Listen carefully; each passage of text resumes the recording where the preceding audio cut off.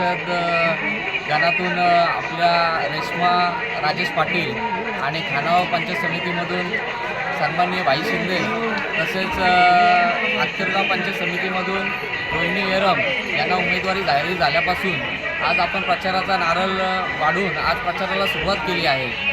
विरोधकांनी काही म्हणू दे, पण आज आमदार साहेबांनी केलेल्या या मतदारसंघामध्ये विकास असेल आणि भाई शिंदे यांच्या माध्यमातून झालेला विकास असेल, गावामध्ये रस्ते असतील, पाणी असेल, सगळ्या माध्यमातून झालेला विकास हा आमच्या विजयाची नांदी आहे आणि हा विकासच आम्हाला विजय प्राप्त करून देईल।